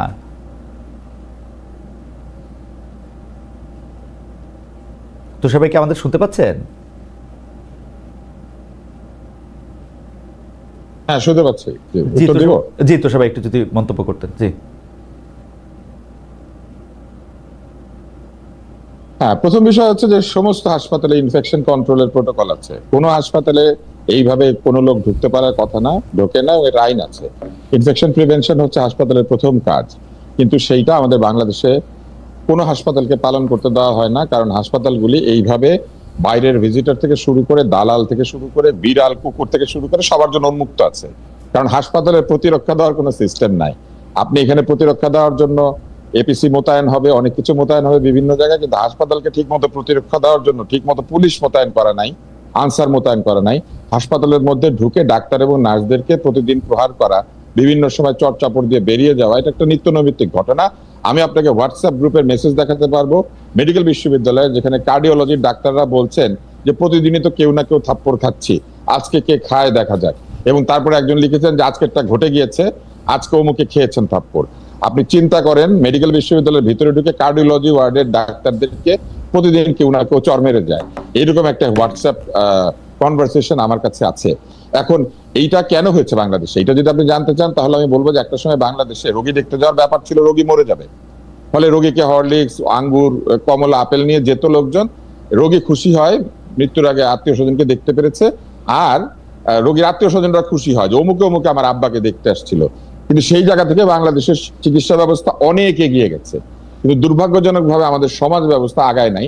এখনো মনে করা হয় যে কেউ যদি রোগী হয় তাকে হাসপাতালে আঙ্গুর, আপেল, কমলা নিয়ে দেখতে গেলে এটা খুবই ভালো, হরলিক্স নিয়ে যায়, হরলিক্সের মধ্যে ভর্তি চিনি, কিন্তু ডায়াবেটিস রোগীর জন্য হরলিক্স নিয়ে যায় বারডেমে। তো এইগুলা ঘটে বাংলাদেশে। এটা আমাদের যারা জনগণ, আমাদের সামাজিক পরিচয়। আমার একটা ছোট প্রশ্ন আছে, এই যে বার্ন ইউনিটে যে ঘটনাটা ঘটেছে, আমার একটা ছোট প্রশ্ন আছে। বলেন। জামায়াতে ইসলামীর আমির জনাব শফিকুর রহমান বার্ন ইউনিটের দরজায় এসে দাঁড়িয়েছেন, কোন ডাক্তার কি সত্যি তাকে বলেন যে আপনি এখানে যেতে পারবেন না? বা মির্জা ফখরুল ইসলাম ডাক্তারের ঘাড়ে কয়টা মাথা? কিন্তু ডাক্তারের তো এটা দায়িত্ব, ডাক্তার এটা দায়িত্ব তো তুষার ভাই, ডাক্তার তো এটা তাকে বলতে হবে। শোনেন, নিরাপত্তার অভাব থাকলে আপনি নিজেও এটা বলতে পারবেন না। আপনি যদি জানতেন, কিন্তু আপনি থাকলে তো বলতেন, কিন্তু আপনি থাকলে তো বলতেন, এখনকার ডাক্তাররা বলবে না। আমি থাকলে বলতাম, আমি একটা ব্যতিক্রম। এখনকার ডাক্তাররা না, কোন ডাক্তার এটা চিন্তা করতে পারে না, কারণ ও যদি মার খায় ওর নিজের চিকিৎসা কোথায় হবে? না না, এটা আমি কেন জানতে চাইতেছি তুষার ভাই, এটা আমি কেন জানতে চাইতেছি, আমাকে ডাক্তার শফিকুর রহমানের সাথে আমি কথা বলবো, উনি নিজেও একজন ডাক্তার, আমি তার সাথে কথা বলবো, উনি আমাকে বলবেন ভাই আমার তো এটা কেউ বলে না, আমি গ্লাভস নিরাপত্তা নিয়ে ঢুকছি। মির্জা ফখরুল ইসলাম একই কথা বলবেন, মানে কি মানে কোন ডাক্তার কি ওনাকে বলছেন? চাই না, উনি ডাক্তার কি বলছেন? আমি ওনার সমালোচনা করতে চাই না, কিন্তু উনি দুইবার বক্তব্য দিতে গিয়ে গরমের কারণেই হোক বা ওনার কোনো অসুস্থতার কারণেই হোক, হঠাৎ ব্লাড প্রেশার কমে যাওয়ার কারণেই হোক, অথবা ক্যারোটিড আর্টারির সাপ্লাইয়ের দুর্বলতা থাকার কারণেই হোক, উনি কিন্তু পড়ে গিয়েছেন দুইবার। উনি নিজে ডাক্তার হওয়ার পরও নিজের স্বাস্থ্যের যত্ন না নিয়ে, ওই সময় কি কারণে এটা হতে পারে তার এটা বিবেচনায় না নিয়ে উনি বসে বসে বক্তৃতা দিয়েছেন। উনি একজন রাজনৈতিক নেতা হিসেবেই আসলে নিজেকে এখন চিন্তা করছেন, উনি ডাক্তার হিসেবে চিন্তা করছেন না, এবং ওই রাজনৈতিক দায়িত্বের অংশ হিসেবে উনি ওখানে গিয়ে আমার প্রশ্ন হচ্ছে যে একজন ডাক্তার, উনি যেটা জানেন না, উনি যেটা জানেন না এটাকেও বিশ্বাস করবে না। একজন ডাক্তার হিসেবে উনি ঠিকই জানেন যে সেটা উনি জানেন, কিন্তু কেউ ওনাকে বাধা দিয়ে, কোন ডাক্তার ওনাকে বাধা দিয়েছেন কিনা আমি এটা শুধু জানতে চাইছিলাম মির্জা ফখরুল সাহেবকে। বা এটা উনি ভালো বলতে পারবেন। আমি ওনাকে জানতে চাই জিনিসটা বলি, জি আমি আপনাকে জিনিসটা বলি, ডাক্তারের বাধা দেওয়ার কথাই না। আচ্ছা, বার্ন ইউনিটের নিচতলাতেই যে কোনো রোগী ঢোকার সময়, যে কোনো ভিজিটার বা যে কেউ ঢোকার সময় এটা বাধা দেওয়ার কথা সিকিউরিটি গার্ডের। আপনি তাকে ডাক্তার পর্যন্ত যেতে দিয়েছেন। এই স্বাস্থ্য মন্ত্রণালয় বাংলাদেশের কোথাও তার দায়িত্ব পালন করছে না। এই স্বাস্থ্য উপদেষ্টার ওইখানে দাঁড়ায় থাকার কথা ছিল। এই স্বাস্থ্য উপদেষ্টা বলে দেওয়ার কথা ছিল যে আপনারা কেউ দেখতে যাবেন না। নিচতলায় দাঁড়িয়ে স্বাস্থ্য উপদেষ্টার অন্যদেরকে আটকানোর কথা। স্বাস্থ্য উপদেষ্টা কই ছিলেন? আচ্ছা, ডাক্তারকে যে বলেন ডাক্তার মাইর খাবে 2 দিন পরে, ডাক্তারেরও বউ বাচ্চা আছে, এটা আপনি একটা পয়েন্ট রাইট, এটা একটা পয়েন্ট পয়েন্ট যে ডাক্তারের কাজ পর্যন্তই তার যাওয়ার কথা না। আমি একটু তুষার আপনাকে থামাই, আমি ডক্টর আবু আলম শহীদ খানকে জানতে চাই। ডক্টর আবু আলম শহীদ খান, এই যে মানে স্বাস্থ্য প্রশাসন বলে একটা ব্যাপার আছে, স্বাস্থ্যের প্রোটোকল মানে চিকিৎসা প্রোটোকল তো জীবন মৃত্যুর ব্যাপার। এই ক্ষেত্রে এইটা কেন, মানে অনেক দর্শক এটা বলতে পারেন যে আপনারা এটা এত সমালোচনা করতেছেন, অবশ্যই সমালোচনা করব ভাই, যে কোনো জায়গায় এলো ঘর পুড়লে আলু পোড়া খাইতে আসে কয়টা লোক, এটার মানেটা কি আসলে? এইটা কই, এই প্রশ্নটা কোথায় আসলে? এটা তো এখন দেশের রীতি হয়ে গেছে, এবং এটা তো হলো আপনি রাজনৈতিক পয়েন্ট কাউন্ট করার জন্য। আপনি না গেলে আপনার রাজনীতিতে পয়েন্ট কমে যাবে, কিন্তু আপনি নিজেও জানেন এটা শুধু ডাক্তার হওয়ার দরকার নেই, এটা যে কোনো নাগরিক বা যে কোনো রাজনৈতিক নেতা বা যে কোনো ব্যক্তি পরিবারের সবাই জানে যে আমরা একটা বার্ন ইউনিট কিংবা আরো সেন্সিটিভ ইউনিট যেগুলোতে আছে হসপিটালে আমাদের যাওয়ার একটা রেস্ট্রিকশন আছে, এবং আমাদের একটা নির্দিষ্ট সময় আছে, সেই সময় অনুযায়ী আমাদেরকে যেতে হবে। তারপরে এই যে আমাদের যে নিরাপত্তাহীনতা এবং আমাদের লোকজনের যে স্বাধীন ভাব এবং এই যে নাকি ব্যাপারটা এরকম, কারণ আমি কালকে খোঁজ নিয়ে জেনেছি কয়েক হাজার মানুষ সেখানে শুধু রক্ত দিতে গিয়েছেন, অনেক হাসপাতালের অনেক জায়গায় কয়েক হাজার, এটা বেশি হইতে পারে। আমি একটু আপনাকে জিনিসটা ব্যাখ্যা করি, এটা একটা টেকনিক্যাল ব্যাখ্যা। প্রথম হচ্ছে যে মানুষ আসলে উৎসাহে চলে যায়, মানুষ কিছু করতে চায়। তো সাধারণ মানুষ কি করতে পারে? রক্ত দিতে পারে অথবা কিছু টাকা দিতে পারে। তো তারা রক্ত দিয়ে আরো তাদের এই ভালোবাসা বা মনে করেন যে তাদের যে কন্ট্রিবিউশন সেটা করতে চায়, এটা খুব একটা খারাপ কিছু না। আর রক্তের প্রয়োজনও হয়, বার্ন ভিকটিমকে আসলে সরাসরি রক্ত দেয় না, প্লাজমা দেয়, বা অনেক সময় ভিন্ন ভিন্ন রক্তের যে কণিকা আছে সেগুলো দিতে হয়। এটা ডিসাইড করেন ডাক্তাররা। এগুলোর প্রয়োজন হয়, সেই পরিমাণ রক্ত আসলে কোনো ব্যাংকে রাখাটা ফিজিবল না, কেননা আপনার সাধারণ সময়ে 500 ব্যাগ ব্লাড দরকার হয় মনে করে, এই সময় দরকার হচ্ছে 1500 ব্যাগ। কিন্তু সাধারণ সময়ের জন্য 500 ব্যাগ রাখা ঠিক আছে, কিন্তু সবসময় ইমার্জেন্সির জন্য 1500 ব্যাগ ব্লাড রেখে দিলে ব্লাড কিন্তু নষ্ট হয়। ব্লাড কিন্তু পচনশীল দ্রব্য, এটা রেখে দেওয়া যায় না অনেকদিন পর্যন্ত। তাই এইটার একটা ম্যানেজমেন্ট আছে, এবং ঢাকা মেডিকেল কলেজে একটা বিভাগই আছে এই ব্লাড ব্যাংক, ব্লাড বিষয়ক। ফলে ঢাকা মেডিকেল এবং ইভেন বার্ন ইউনিটে অত্যন্ত আধুনিক ব্লাড ব্যাংক আছে, এবং সেখানে এগুলো করার সুযোগ সুবিধা তাদের আছে। বিষয়টা হচ্ছে যে কার কি গ্রুপের ব্লাড লাগবে এটাও কিন্তু চাহিদা অনুযায়ী আনতে হয়। যখন এরকম সবাই মিলে ব্লাড দিতে চলে যায়, তখন যেই গ্রুপগুলি বেশি, ও বি, এইগুলির অনেক রক্ত চলে আসে। কিন্তু যেগুলির নেগেটিভ ব্লাড কিংবা ধরেন এ বি এই ধরনের ব্লাড যেগুলো কম পাওয়া যায়, এগুলা কিন্তু কম আসে। তাই ব্লাড দিতে গেলে আসলে চাহিদা অনুযায়ী ব্লাড দেওয়াটাই জরুরি। আমাদের দেশের যে ম্যানেজমেন্টটা নাই সেটা হচ্ছে ব্লাড ডোনারদের একটা ডেটাবেস, একটা সেন্ট্রাল ডেটাবেস নাই। সন্ধানীর একটা ডেটাবেস আছে, বাঁধন নামে একটা অর্গানাইজেশন আছে, তাদের আছে, রেড ক্রিসেন্টের একটা ডেটাবেস আছে, কারা অ্যাক্টিভ ব্লাড ডোনার আর কারা এখন আর অ্যাক্টিভ ব্লাড ডোনার না, তাদের বয়স অনেক হয়ে গিয়েছে, তারা এখন আর ব্লাড দিতে পারছেন না। যেমন আমি আমার জীবনের প্রথম ব্লাড দেওয়া এবং চোখ দান করা একসাথে করেছি 18 বছর হওয়ার সাথে সাথে। এটার জন্য আমাকে কেউ বলতে হয় না, সবাই তো আর এইভাবে যায় না। কিন্তু তুষার ভাই, ম্যানেজমেন্টটা হলো ব্লাড ম্যানেজমেন্টের ক্ষেত্রে ইন্টারন্যাশনাল সিস্টেমটা হচ্ছে যে আপনি আসলে ব্লাডটা একটা নির্দিষ্ট, মানে এটা একটা হাসপাতালের সাথে লাগোয়া ব্লাড ব্যাংকে আসলে কেউ ব্লাড দিতে এরকম আহ্বান জানায় না। তার ফলে তো হচ্ছে যে অনেকগুলি মানুষ সেখানে গেলে অনেকগুলি হাসপাতালের লোক। আমি একটু আমাদের স্বাস্থ্য ব্যবস্থা ত্রুটির কথাটা বলি। আন্তর্জাতিক ভাবে যেভাবে স্বাস্থ্য ব্যবস্থা পরিচালিত হয় আমাদের এখানে সেভাবে হয় না। যেহেতু আমাদের এখানে সরকারি স্বাস্থ্য ব্যবস্থা সরকারি হাসপাতালকে ঘিরেই চলে, সেই জন্য আমাদের এখানে এই ব্লাড ডোনেশনের বিষয়টা মেডিকেল কলেজ, সরকারি মেডিকেল কলেজগুলিতে প্রথম শুরু হয়েছিল সন্ধানী দিয়ে, আর সরকারি যে ব্লাড ব্যাংকগুলি আছে এগুলাই হচ্ছে ব্লাড ডোনেশনের জায়গা হয়েছে। এর বাইরে মহাজাতকের আছে, কোয়ান্টাম ফাউন্ডেশনের ব্লাড ডোনেশনের জায়গা, আর আছে হচ্ছে রেড ক্রিসেন্টের ব্লাড ডোনেশনের জায়গা। মানুষ একটু ভিন্ন ভিন্ন জায়গায় যে ব্লাড ডোনেট করতে পারে এটা মানুষ জানে। এই জন্যই সেন্ট্রাল ডেটা ব্যাংক এবং সেন্ট্রাল ডেটাবেস ম্যানেজমেন্ট থাকা জরুরি। একটা ব্লাড মনে করেন নষ্ট হচ্ছে, মনে করেন একটা ও নেগেটিভ ব্লাড নষ্ট হচ্ছে রেড ক্রিসেন্টে, আর আপনি ও নেগেটিভ ব্লাড খুঁজে বেড়াচ্ছেন ওই মুহূর্তে ঢাকা মেডিকেলে। যদি আমরা জানতাম যে এই মুহূর্তে বাংলাদেশে টোটাল ব্লাডের মজুদ কত এবং কোন জায়গা থেকে টান দিলে পরে ব্লাডটা আনা সম্ভব, তাইলে কিন্তু এই যে অহেতুক অতিরিক্ত ব্লাড দিয়ে ব্লাড নষ্ট করা অথবা প্রয়োজনের সময় ব্লাড না পাওয়া, এটা কোনোটাই হতো না। আমাদের স্বাস্থ্য ব্যবস্থা এইগুলিতে মনোযোগ না দিয়ে কিসে মনোযোগ দিয়েছে জানেন? আমাদের স্বাস্থ্য ব্যবস্থা মনোযোগ দিয়েছে দামি দামি যন্ত্রপাতি কিনে আফজল আর মিঠুর পকেট ভর্তি করার জন্য, এবং যেই জায়গা থেকে এখনো স্বাস্থ্য মন্ত্রণালয় বের হইতে পারে নাই। আচ্ছা, এইটা একটা ইন্টারেস্টিং জনাব আবুল শহীদ খান, মানে একটা সেন্ট্রাল ডাটাবেজের কথা কিন্তু ডক্টর আব্দুল নূর তুষার আজকে প্রথম বলতেছেন না, উনি এর আগে অনেকবার বলছেন। আমরাও এগুলি আসলে গত 20-22 বছরে অনেকবার শুনছি, কারণ এটা একটা বেসিক। এইটা কেন করা হয় না আপনি কি জানেন এটা কিছু, যে মানে কেন এরকম একটা সেন্ট্রাল ডাটাবেজ করে খুব কম্পিউটার নিয়ন্ত্রিত একটা জায়গা করা হয় নাই, সার্চ একটা অপশন সহ, এটা কেন করা হয় না, এটা আপনার কোনো আইডিয়া আছে? আমি একটা কথা একটু বলে দেই শহীদ ভাইয়ের কাছে যাওয়ার আগে। খুব সহজ ব্যাপার, সরকার দেখবেন SMS দেয়, আইসা ট্যাক্স দেন, আইসা অমুক দেন, এমনকি এটাও দেয় যে সব ব্লাড দিয়ে যান। কিন্তু যে মুহূর্তে ক্রাইসিস, আজকে যদি একটা ডেটাবেস ম্যানেজমেন্ট থাকতো, এবং এটা কিন্তু আছে, আপনার NID তে আছে, সব জায়গায় আছে। ধরেন বাংলাদেশের সব ও নেগেটিভ ব্লাড যাদের আছে, একটা মেসেজ পাইলেন যে এই মুহূর্তে বাংলাদেশে অমুক জায়গাতে এত ব্যাগ ও নেগেটিভ ব্লাড দরকার, আপনি যদি ওই জায়গার কাছে থেকে থাকেন তাহলে একটু ব্লাডটা দিয়ে আসেন। এটা দেওয়া কিন্তু কিচ্ছু না, এটা যে 1-2 ব্যাপার না। এবং যে ব্লাড অলরেডি আছে সেগুলিরও তো একটা ডাটাবেস থাকলে সেটা একটা সুবিধা। পৃথিবীর সব দেশে সেটা তো থাকবে, পৃথিবীর সব ডোনারদেরকে কল করা, না পৃথিবীর সব ডোনারদেরকে কল করার সিস্টেম থাকলে 3000 লোক যাইতো না, তারা ওয়েট করতে। এবং ব্যাংকে ব্লাড দরকার আমি যাই, এবং ব্যাংকে যেরকম থাকে সে মানে তা জানাটা খুব জরুরি। একটু বলবেন শুধু এটা কেন হয় নাই?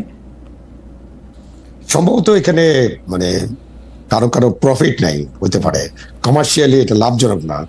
ধরেন আপনি ব্লাড ব্যাংক চালাবে যারা, যে ডাক্তার বা যারাই এটা করবেন, তাদের কাজটাকে তারা মনে করেন যে এটাতে তাদের খুব বেশি একটা উন্নতি হবে না, এবং এখানে তো টাকা পয়সা নাই, সুতরাং এখানে কমিশন খাওয়ার স্কোপ কম।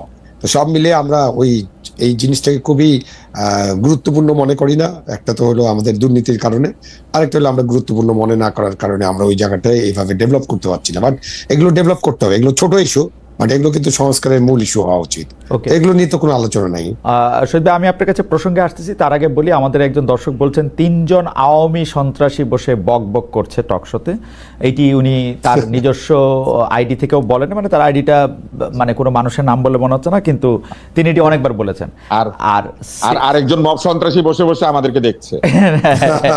আর সেলিনা পারভিন বলেছেন খালেদ মহিউদ্দিন নিজেই একসময় এই মবদের উস্কে দিয়েছিলেন, এখন যখন সেই মব উল্টে যাচ্ছে তখন নিজেকে দূরে রাখছেন, ইতিহাস সব মনে রাখে। আচ্ছা, ভালো কথা। আমি এইটা একটু জানতে চাই শহীদ ভাই আপনার কাছে, যে সোশ্যাল মিডিয়ায় আমরা একটু সময় আপনাদের থেকে একটু চাইয়ে নিচ্ছি, যদিও নির্ধারিত সময় শেষ, কিন্তু কিছু বিষয় নিয়ে একটু কথা হওয়া দরকার এবং এই কথাগুলি আমাদেরও একটু শিক্ষা দরকার, যে সোশ্যাল মিডিয়া অপতথ্য বা বানোয়ার তথ্য ছড়িয়ে সাংঘর্ষিক পরিস্থিতি তৈরির প্রবণতা এখন অনেকভাবে দেখা যাচ্ছে। অনেক ক্ষেত্রে আর্টিফিশিয়াল ইন্টেলিজেন্স বা এআই ব্যবহার করে যে কোনো ঘটনাকে, এবং সে কারণে সোশ্যাল মিডিয়া যারা ইনফ্লুয়েন্স করার চেষ্টা করেন তারা এমন এমন জিনিস দেওয়ার চেষ্টা করেন যে যেটা দিয়ে তাদের ভিউ বাড়বে এবং তাদের গুগল ইনকাম, এটা গুগলের সাথে হয়তো কথা বলতে হবে। এই গুগল থেকে যদি ভুয়া নিউজের জন্য টাকা পয়সা যদি না দেওয়া হয় অথবা এইসব সাইটকে যদি গুগল ব্যান করে দেয় তখন এটা কমে আসবে। এটা তো বাংলাদেশ থেকে আমি কিছুই করতে পারবো না। এরা অনেক সময় বাইরের মাধ্যম ব্যবহার করে, একেবারে সব যে দেশ থেকে করে এরকম না, দেশের বাইরে থেকে করে এবং উল্টাপাল্টা জিনিস দিয়ে থাকে। সন্ত্রাসী বলতে পারে, কোনো অসুবিধা নেই। না শহীদ ভাই, ব্যাপারটা হইতেছে যে ধরেন তার 5 মিলিয়ন ফলোয়ার আছে, 5 মিলিয়ন ফলোয়ার 5 মিনিট পরে আবিষ্কার করলেন যে তিনি যে কথা বলতেছেন সে কথা মিথ্যা, বা 5 দিন পরে আবিষ্কার করলেন, তারপরও তার উপরেই আমরা এই 5 মিলিয়ন তার উপরেই কেন আস্থা রাখতেছি, মানে এই মনস্তত্বটা বুঝতে চাচ্ছি। আমি শাস্তিমূলক ব্যবস্থার জায়গায় যাইতে চাই না, কারণ হচ্ছে যে আমি মনে করি যে আমি গণমাধ্যমের স্বাধীনতায় বিশ্বাস করি, আমি কারো মিথ্যা কথা বলার স্বাধীনতায় বিশ্বাস করি, কারণ মিথ্যা তো ধরা পড়ে, আমার অসুবিধা কি?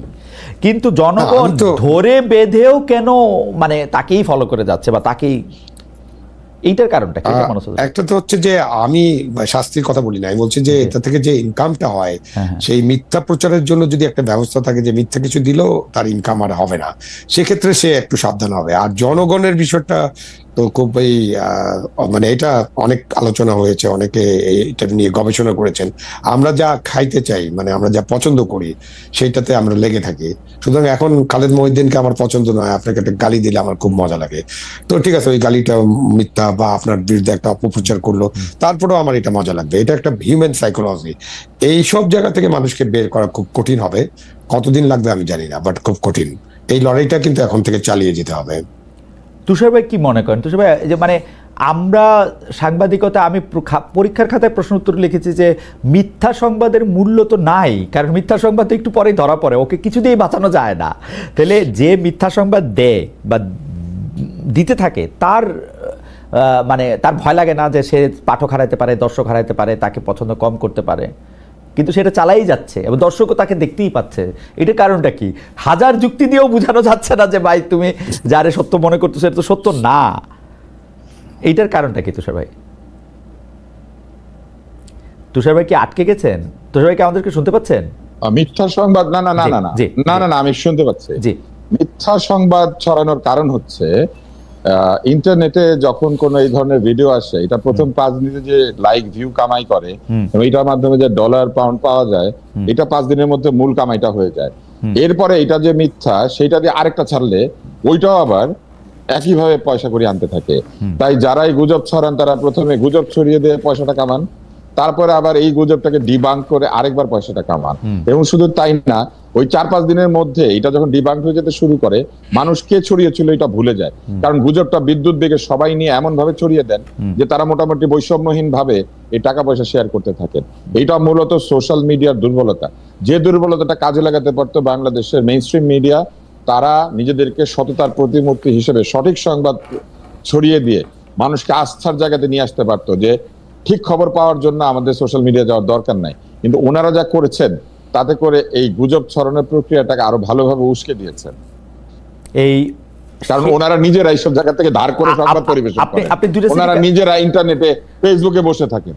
আপনি দুটো সেট কভার করছেন। আপনি অডিয়েন্সের জায়গা থেকে যদি আপনি বলতেন তুষার ভাই, যেমন ধরেন আমি অডিয়েন্স, আমি এখন যে মিথ্যা সংবাদ মানে ধারাবাহিকভাবে দিতেছে বা গুজব দিতেছে তারে আমি এত পরিত্যাগ করি না, তারে আমি এত পছন্দ করি, সেটা হচ্ছে এন্টারটেইনমেন্ট। আমি আপনাকে একটা মজার জিনিস বলি, আমরা যখন ছোট ছিলাম ইত্তেফাক ছিল বাংলাদেশের সবচেয়ে বড় পত্রিকা। হ্যাঁ, কিছুদিন পর পর ইত্তেফাক একটা সংবাদ ছাপতো, পটলের মধ্যে মানুষের মুখ কিংবা বেগুনের মধ্যে হাতির ছবি বা বেগুনের মধ্যে গণেশের ছবি, মানে এইটা দিত আর কি।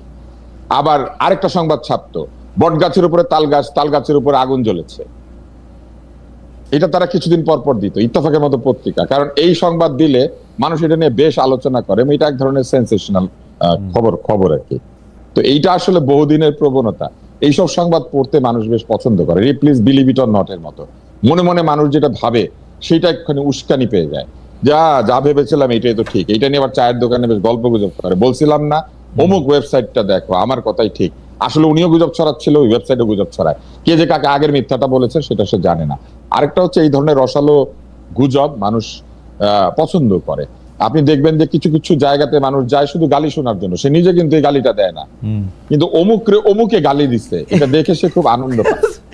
মানে আরে অমুক ভাই তো তমুক ভাইরে ফাটায় দিল, এটা সে বসে বসে দেখে। যেমন আপনি মোহাম্মদ আলী ফ্রেজিয়ারকে ঘুষি দিয়ে শোয়াই দিচ্ছে, আমাদের যেমন একটা আনন্দ লাগে না, ওরকম এরা নিজেরা কোনো কথাবার্তা বলতে পারে না, এদের নিজেদের ভাষা নাই, এদের নিজেদের কোনো যুক্তি নাই, কিন্তু ধরেন আমি আর আপনি মারামারি করছি, এটা দেখে সে আনন্দে মানে মরে যায়, আরে ভাই খালেদ ভাই তো অমুক দিন তুষার ভাইরে শোয়াই দিল। আচ্ছা আচ্ছা আচ্ছা, এবং আপনি দেখবেন এটা সত্যি সত্যি তারা আপনার এই বক্তব্য ধরে এটা ছোট রিল হইতে পারে, যে দেখা গেল যে এটাতে আর আমরা শেষ প্রসঙ্গে আসি। যেমন আমি একবার মাশরাফির একটা সমালোচনা করেছিলাম, আমি দেখলাম সবাই এটা করছে, মাশরাফিকে ধুয়ে দিলেন। হ্যাঁ, তা আমি তো ওরে ধুয়ে দেই নাই ভাই, ধুয়ে দিলে তো পরিষ্কার হয়ে গেল। আমি ওর গায়ে যে ময়লাটা লেগেছে আমি তাকে সতর্ক করেছি যে তোমার গায়ে ময়লাটা লাগবে না। দেখেন এত বছর পরে এসছে, ওই ময়লার কারণে তার প্রাইস গুলা লোকে ছুঁড়ে ফেলে দিচ্ছে, তার বাড়িটাকে জ্বালিয়ে দিচ্ছে। আমি কিন্তু বহু আগে তাকে সতর্ক করেছিলাম। এখন আমাকে নিয়ে তখন বলেছে মাশরাফিকে ধুয়ে দিলেন, কিন্তু বিশ্বাস করেন বাংলাদেশে যদি একটা ক্রিকেটারকে আমি পছন্দ করি, প্রথমে সেটা মাশরাফি, দ্বিতীয় যদি পছন্দ করি সেটা সাকিব, তৃতীয় হচ্ছে তামিম, চতুর্থ হচ্ছে মুশফিক, পঞ্চম হচ্ছে মাহমুদুল্লাহ রিয়াদ। এখন ধরেন আমি যদি কালকে একটা লিখি, যেমন এই যে 5 জনের নাম বললাম না, বলবে ফ্যাসিস্টের 2 দোসরের নাম বললেন তুষার। না আপনাকে আমি ওর খেলা দেখতে পারবো না। আপনাকে এমনিতেই যথেষ্ট পরিমাণ আওয়ামী লীগের বলা হইতেছে এখন, এবং এই ধুয়ে দেওয়া এটা বলে কোনো লাভ নেই। আওয়ামী লীগ নিজে বিশ্বাস করে না আমি আওয়ামী লীগ। আওয়ামী লীগ যদি আমাকে নিজে বিশ্বাস করতো, আওয়ামী লীগ 16 বছরে আমার বাড়িতে অন্তত একটা লাড্ডু হইলেও পাঠাইতো। এই ধুয়ে দিলেন প্রসঙ্গে আমি প্রায় শুনি যে, মানে প্রায় শুনি না, দেখি খালেদ মহিউদ্দিনকে ধুয়ে দিলেন, অমুক ধুয়ে দিলেন, ধুইতে আমি একদম পরিষ্কার হয়ে যাচ্ছি। আর মানে এটা ভালো হইতেছে, একরকম ময়লা থাকতেছে না গায়ে। শহীদ ভাই, আমরা একটা শেষ প্রসঙ্গে আসি, আপনি এটা শুরু করবেন, আমি তুষার ভাই থেকে এটা জানতে চাইবো। অনেক দর্শক জানতে চাইতেছেন যে আসলে যার সাথেই দেখা হয়, যার সাথেই কথা হয়, আমরা বাংলাদেশিরা মানে মনে হয় যেন ভবিষ্যৎ নিয়ে খুব ভীত, এবং মনে হয় যেন ভবিষ্যতে কি হবে এটা ঠিক বুঝতে পারতেছেন না। এদের মধ্যে একজন আছেন, তারা মনে করেন যে ডক্টর মোহাম্মদ ইউনূসের সরকারটা যদি একটু প্রলম্বিত হইতো তাহলে হয়তো কিছু জিনিস ভালো হইতো, বিএনপি আসলে হয়তো অনেক দুষ্টমি শয়তানি হবে। আরেক দল আছেন আবার, তারা মনে করেন যে বিএনপি যত দ্রুত আসে ততই ভালো, কারণ বিএনপি একটা পলিটিক্যাল গভর্নমেন্ট করে দেশটাকে একটা সঠিক পর্যায়ে নেয়ার ব্যাপারে নেতৃত্ব দিতে পারবে। ডক্টর মোহাম্মদ ইউনূস কোনো রকম কোনো পায়তারা করে আরও বেশি দিন থেকে যেতে চান, কিন্তু আসলে ভবিষ্যৎ নিয়ে কম বেশি সব পক্ষই আসলে একটু শঙ্কিত। মানে ভবিষ্যতে কি হবে আপনি যদি একটু ছোট করে বলেন, আমরা তুষার ভাইকেও একটু ছোট করে বলবো, একটু জ্যোতিষী কথা, আসলে ভবিষ্যৎটা কেমন দেখতে পান? না, ভবিষ্যৎ তো নিশ্চিত না, কারণ আমাদের তো 3-4টা টাইম লাইন, ডিসেম্বর, ফেব্রুয়ারি, এপ্রিল এবং জুন। এবং ডক্টর ইউনূস যেভাবে বলেছিলেন যে অল্প কিছু সংস্কার হলে ডিসেম্বরে নির্বাচন, এখন আপনি ওনার যে পপুলারিটি ছিল আর এখন মানুষ যেভাবে তাকে মূল্যায়ন করে, সেই মূল্যায়ন যদি ওনাদের লোকেরা ঠিকমতো ফলো করে তাহলে ওনারাই বুঝতে পারবেন যে ওনাদের কি অবস্থা। দেশ পরিচালনার বিষয়ে ডক্টর ইউনূস সরকারের একেবারে চরম ব্যর্থতা। মানে আপনি যখনই কোনো সিদ্ধান্ত নিয়ে আলোচনা করবেন, আপনি যে কোনো সিদ্ধান্ত নিয়ে আলোচনা করবেন, দেখবেন যে তাদের ব্যর্থতার পাল্লা দিন দিন ভারী হচ্ছে। এখন বিএনপি একসময় ক্ষমতায় ছিল, এবং বিএনপি যদি পরে ক্ষমতা যায়, বিএনপির অনেক দোষ ত্রুটি ছিল, তাদের বিরুদ্ধে অনেক কথা বলা যায়, তারাও একসময় দুর্নীতির চ্যাম্পিয়ন ছিল, অনেক আরো 10টা কথা বলা যায়। বাট এই দেশের জন্য এখন একটা রাজনৈতিক সরকার এবং একটা ভালো নির্বাচনের মধ্যে দিয়ে সরকার গঠন, এটা খুব গুরুত্বপূর্ণ, এবং এটা না হওয়া পর্যন্ত আসলে জনগণের আস্থা যেভাবে ফিরবে না, একইভাবে আমাদের যারা ডেভেলপমেন্ট পার্টনার্স আছে, উন্নয়ন সহযোগী দেশগুলো, উন্নয়ন সহযোগী সংস্থাগুলো, তাদেরও আস্থা ফিরবে না। এবং আস্থা যে নাই, ফিরবে না, এটা তো আমরা বুঝতে পারছি। আমরা অনেক ঢাকঢোল পেটিয়ে এই যে সম্মেলন করলাম, আমাদের দেশে অনেকে চলে আসবেন, কোটি কোটি ডলার পাইপলাইনে আসবে এবং তারা ইনভেস্ট করবেন, আমরা কিন্তু বাস্তবত সেগুলো দেখতে পাচ্ছি না। সুতরাং একটি নির্বাচিত সরকার আসাটা খুব জরুরি, এবং নির্বাচিত সরকার আসলে সব সমস্যার সমাধান হয়ে যাবে এটা যেমন নিশ্চিত করে বলা যায় না, বাট এই সরকারের চেয়ে নির্বাচিত সরকার ভালোভাবে দেশ পরিচালনা করার চেষ্টা করতে পারেন, করে দেখতে পারেন। আমরা কেন তাদেরকে সুযোগ দেব না, সেটাই হলো কথা। কারণ গণতন্ত্রে তো আপনার একটা নির্বাচিত সরকার লাগবে। আপনাকে ধন্যবাদ ডক্টর আব্দুল তুষার। এই প্রসঙ্গে ভবিষ্যৎ প্রসঙ্গে আপনার আমাদের সবসময় মনে রাখতে হবে যে জীবন চিরস্থায়ী না, মানুষ অমর না। তারপর হচ্ছে ক্ষমতা চিরস্থায়ী না, ক্ষমতা পেলে ক্ষমতা ছাড়তে হয়। আর আর কোনোভাবেই আমাদের যে আমি বলবো যে মানুষের যে আশা, সেই আশা কোনোভাবেই পরাস্ত হয় না। এখন ক্ষমতা চিরস্থায়ী না, জীবনও চিরস্থায়ী না, এবং বয়সও একই জায়গায় আটকে থাকে না মানুষের। তাই আমরা চাই বা না চাই, বাংলাদেশের মানুষের বয়স বাড়বে, এবং আজকে যারা ছাত্র তরুণ যারা দল তৈরি করেছেন, একটা সময়ের প্রয়োজনেই তাদেরকেই দেশটা চালাতে হবে। ফলে তাদের মধ্যে যদি রাজনৈতিক প্রজ্ঞা এবং রাজনৈতিক যে দৃষ্টিভঙ্গি, উদার গণতান্ত্রিক দৃষ্টিভঙ্গি যদি তৈরি করা না যায়, তাহলে ভবিষ্যৎ আসলে খুব ভালো না। কেননা এটা তো স্বাভাবিক যে ডক্টর ইউনূস অমর না, শেখ হাসিনা অমর না, খালেদা জিয়া অমর না। ফলে একটা প্রজন্ম চলে যেতে বাধ্য হবে। এই ক্ষমতায় যারা আছেন, এই ক্ষমতা তো তারা চিরস্থায়ীভাবে ভোগ করতে পারবেন না, কারণ ক্ষমতা তাদেরকে ছাড়তেই হবে। ফলে একটা জায়গায় গিয়ে আমাদেরকে নতুন প্রজন্মের কাছে ক্ষমতা হস্তান্তর করতে হবে। সেই নতুন প্রজন্মকে রাজনৈতিকভাবে প্রস্তুত না করে তাদেরকে যেভাবে তাদেরকে যেভাবে যেখানে সেখানে ঘেরাও করে দাবি আদায়, তাদেরকে কোলে তুলে নিয়ে রাষ্ট্রীয় পৃষ্ঠপোষকতায় রাজনৈতিক দল তৈরি করে দিয়ে তাদেরকে পঙ্গু বানিয়ে দেওয়ার যে প্রক্রিয়া, এই প্রক্রিয়াটার মধ্যে দিয়ে আমি মনে করি যে বাংলাদেশের ভবিষ্যৎ রাজনীতিকে ক্ষতিগ্রস্ত করা হচ্ছে। এটা একটা বিরাজনীতিকীকরণের স্টেপ, এবং এই বিরাজনীতিকীকরণ কোনোভাবে বাংলাদেশকে সামনের দিকে এগিয়ে নিয়ে যাবে না। তাই আমি আশা দেখি কোন জায়গায়, যে মানুষ শেষ পর্যন্ত পরাস্ত হয় না, মানুষ শেষ পর্যন্ত লেসার অফ দি এভিল অথবা বেটার অফ দি টু এইটাকে বেছে নেয়। ফলে মানুষ সবসময় ভালোর দিকে যাবে, এবং মানুষ যত আক্রান্ত হবে মানুষ তত ঘুরে দাঁড়াবে। এবং এই ঘুরে দাঁড়ানোর প্রক্রিয়ার একটা জায়গা হচ্ছে নির্বাচনে ভোট দিয়ে মানুষ যদি দেখে যে সেই ভোটের মর্যাদা তারা পাচ্ছে না, তাহলে তারা সেই ভোট আরেকজনকে দিবে। এবং এইভাবে দিতে দিতে যারা এখন 2% ভোট পাচ্ছেন, আজকে থেকে 20 বছর পরে তারা হয়তো 60% ভোট পাবেন, 50% ভোট পাবেন। এইটাই হচ্ছে গণতন্ত্রের সৌন্দর্য। গণতন্ত্র একদিনে দেশ বদলায় না। কোন দেশ যারা গণতান্ত্রিকভাবে জনগণের মতামতকে প্রাধান্য দিয়ে সামনের দিকে গিয়েছে, তারা তাদের উন্নয়নকে অস্থিতিশীল করে নাই। কারণ উন্নয়নের স্থিতিশীলতা, তাদের শিক্ষার স্থিতিশীলতা, তাদের সমাজের স্থিতিশীলতা, এই সবকিছু নির্ধারিত হয় জনগণের বেছে নেওয়া লোকদের মধ্যে দিয়ে। এবং জনগণ এই খারাপকে বাদ দেওয়া এবং ভালোকে বেছে নেওয়ার যে প্রক্রিয়া, এটা যখন শিখে ফেলে, তখন সেই সব দেশ আর পিছিয়ে যায় না। আমি আপনাকে একটা ছোট্ট উদাহরণ দেই। অলিভার ক্রমওয়েল, তিনি ইংল্যান্ডের রাজাকে গণতন্ত্রের কারণে পরাস্ত করে তাকে কিন্তু হত্যাও করিয়েছিলেন। কিন্তু পরবর্তীতে যখন রাজতন্ত্র ফিরে এসেছে, তখন অলিভার ক্রমওয়েল নাই, তার কঙ্কালকে কবর থেকে তুলে এনে ফাঁসি দেওয়া হয়েছে। ফলে মনে রাখতে হবে যে প্রতিহিংসার রাজনীতি এইভাবেই প্রতিহিংসা চরিতার্থ করে। তাই আজকে তরুণদেরকে প্রতিহিংসার রাজনীতি না শিখিয়ে উদারতার রাজনীতি শেখানো দরকার। আজকে তাদেরকে বোঝানো দরকার যে আগামীকাল ক্ষমতা না পেলেই তোমার ক্ষমতার যে আকাঙ্ক্ষা বা উচ্চাকাঙ্ক্ষা, সেটা চরিতার্থ না হওয়ার সুযোগ নাই। কেননা সময় তোমাকে সেই সুযোগ এনে দেবে। তোমার প্রয়োজন হচ্ছে নিজেকে ক্ষমতা নয়, দায়িত্ব পালনের জন্য প্রস্তুত করা। সেই দায়িত্ব পালনের জন্য লেখাপড়ায় আমাদেরকে ফেরত যেতে হবে, কর্মসংস্থানে ফেরত যেতে হবে, উন্নয়নের যে গতিধারা সেইটাকে অব্যাহত রাখতে হবে। সেই জায়গাতে এসে আমাদেরকে বিদেশিদের সঙ্গে নেগোশিয়েট করার ক্ষেত্রে দক্ষতা দেখাতে হবে। আমাদের স্বাস্থ্যের উন্নতি করতে হবে, আমাদের বাণিজ্যের উন্নতি করতে হবে। সেই সব বাদ দিয়ে আমরা এখন ব্যস্ত আছি প্রধানমন্ত্রী কে হবে এইটা নিয়ে। কিন্তু তুষার ভাই, আপনার কথা শুনে যদি এরকম মনে হয় যে আপনি প্রমাণিত বা পরীক্ষিত বা আগের দৃষ্টান্ত আসে এরকম খারাপ লোকদের চান, যা বনাম যারা ভবিষ্যতে খারাপ হইতে পারে ওদের জায়গাটা আটকায়া, এটা কি আপনি আসলে খুব ন্যায় বিচার করতেছেন? খারাপ হইতে পারে, ভবিষ্যতে খারাপ হইতে পারে, আপনি তো জানেন না যে ওরা খারাপ কিনা। আমি আপনাকে বলি, পুরান খারাপ লোকগুলিরে সামনে রাখতে চান বা ভালো, মানে হ্যাঁ, আপনাকে আমি উত্তর দেই। একেপিএস এর উপদেষ্টা দুর্নীতির অভিযোগে সরে যেতে বাধ্য হয়েছেন।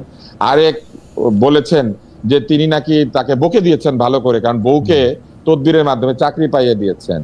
আপনি রেড ক্রিসেন্টে যান, সেখানে গিয়ে দেখেন কিভাবে দুর্নীতি হচ্ছে। আপনি স্বাস্থ্য উপদেষ্টার কাছে যান, দুইটাকে সরাতে হয়েছে দুর্নীতির জন্য। আপনি দুদকে যান, দুদক অতীতের মামলার সাথে সাথে বর্তমানে তদন্ত করতে বাধ্য হচ্ছে। মর্নিং শোজ দ্য ডে, প্রথম ভাত টিপলে পরে হাড়ির চাল টের পাওয়া যায়, বাংলাদেশে এরকম অনেক না তুষার ভাই, সেটা বোধহয় দিন আর ভাতের জন্য, সেটা বোধহয় দিন আর ভাতের জন্য যত সত্য মানুষের জন্য অত সত্য নাও হইতে পারে। ডিম আর ভাতের চাইতে মানুষের বেলা এটা বেশি সত্য হয়, কারণ মানুষের বেলা তার প্রাথমিক আচরণের মধ্যে দিয়ে এটা প্রমাণিত। আমি আপনাদের বলি, মেসিকে যখন আপনারা খুব মর্যাদা করেন, ম্যারাডোনাকে, পেলেকে বলেন কি জানেন, সে কাগজের ঠোঙ্গা দিয়া বল বানায় খেলতো। কাগজের ঠোঙ্গা দিয়া বল বানায় খেললে যদি মেসি ম্যারাডোনারে বোঝা যায়, তাহলে কাগজের ঠোঙ্গায় টাকা নিলেও বোঝা যায় যে কোন রাজনীতিবিদ দুর্নীতিবাজ হতে যাচ্ছে। আচ্ছা ঠিক আছে তুষার ভাই, আপনাকে অনেক ধন্যবাদ। ধন্যবাদ অনেক জনাব আবু আলম শহীদ খান, আপনাকেও। আমরা দর্শকরা অনেকে আজকে আমাদের সঙ্গে ছিলেন। আমরা একটা দুঃখ ভারাক্রান্ত মনে শুরু করেছিলাম আজকের অনুষ্ঠান। আমরা জানি যে ভবিষ্যতেও হয়তো আমাদের এরকম দুঃখ আরও পেতে হবে, এইসব দুঃখের মধ্যে দিয়ে আমাদের যেতে হবে, সেটা যতটা কম পারা যায় ততটাই আমাদের লক্ষ্য। একজন দর্শক আমার কাছে জানতে চেয়েছিলেন যে বাংলাদেশের ভবিষ্যৎ আপনি কি মনে করেন। আমি মনে করি, আমি তুষার ভাইয়ের সাথে এখানে কিছুটা একমত। আমি মনে করি বাংলাদেশের মানুষই বাংলাদেশের প্রাণ। আসলে প্রাণপণে চেষ্টা করেও বাংলাদেশটাকে যারা চালিয়েছেন তারা বাংলাদেশটাকে পিছিয়ে নিয়ে যেতে পারেননি, কারণ বাংলাদেশের সাধারণ জনগণ তারা অনেক চেষ্টা করেছেন বাংলাদেশকে পেছানোর, কিন্তু সাধারণ জনগণের রেজিস্ট্যান্সের কারণে সেটা একটু এগিয়েছে। আমিও আমার ভবিষ্যতের এর মধ্যে তাই দেখি। ডক্টর শহীদ খানও আসলে অনেক সুন্দর করে অনেক কিছু বলেছেন। আপনাদের দুজনকে অনেক ধন্যবাদ। আমার ভবিষ্যতে অন্য অনুষ্ঠানে আরও অনেকের সাথে দেখা হবে। সে পর্যন্ত অনেক অনেক ধন্যবাদ।